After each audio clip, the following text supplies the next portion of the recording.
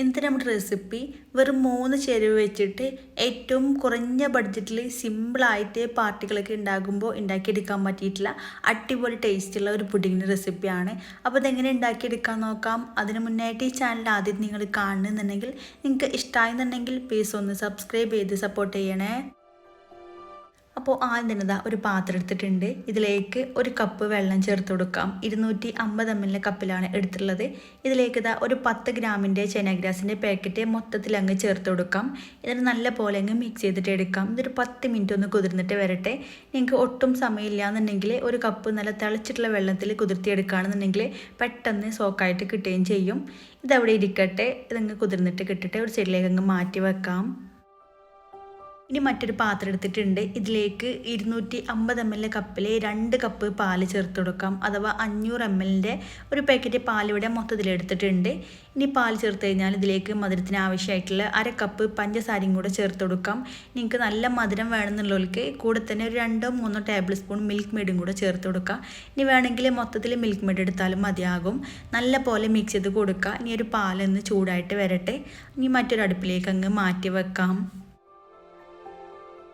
ഇനി നേരത്തെ കുതിർത്തി വെച്ചിട്ടുള്ള ഒരു ചൈന ഗ്രാസ് അടുപ്പിലേക്ക് വെച്ചിട്ടുണ്ട്. നല്ല പോലെ അങ്ങ് മെൽറ്റ് ചെയ്തിട്ട് എടുക്കാം.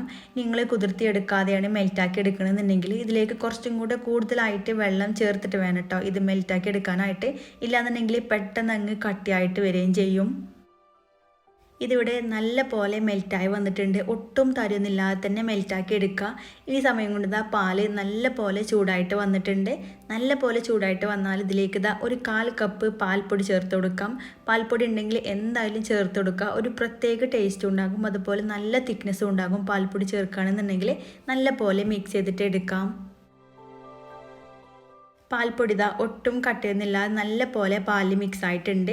പാലൊന്ന് തിളച്ച് തുടങ്ങിയിട്ടുണ്ട്. ഇനി ഏറ്റവും ലോ ഫ്ലെയിമിലേക്ക് ആക്കി കൊടുക്കുക. എന്നിട്ട് നേരത്തെ മെൽറ്റ് ചെയ്ത് വെച്ചിട്ടുള്ള ഒരു ചൈന ഗ്രാസ് മൊത്തത്തിൽ അങ്ങ് ചേർത്ത് കൊടുക്കാം. എന്നിട്ട് കൈ വെക്കാതെ മിക്സ് ചെയ്ത് കൊണ്ടേയിരിക്കുക.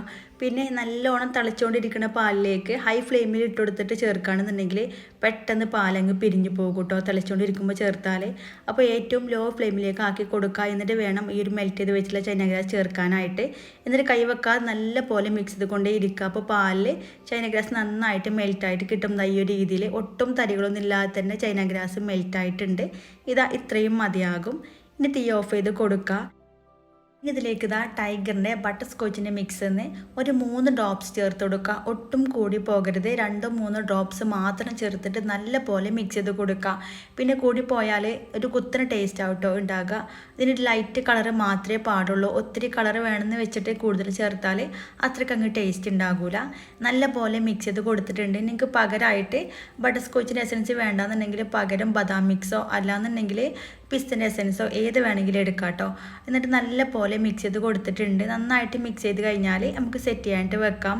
സെറ്റ് ചെയ്യാനായിട്ട് ഇതുപോലത്തെ ഒരു പാത്രം എടുത്തിട്ടുണ്ട്. ഞാനിവിടെ ഒരു സ്റ്റീലിൻ്റെ പ്ലേറ്റാണ് എടുത്തിട്ടുള്ളത്.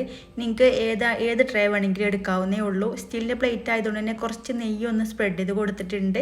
ഗ്ലാസിൻ്റെ ട്രേ ആണെങ്കിൽ നെയ്യൊന്നും ആക്കി കൊടുക്കണമെന്നില്ല. ഇതിലേക്ക് ഒരു മിക്സ് മൊത്തത്തിലങ്ങ് ചേർത്ത് കൊടുക്കാം.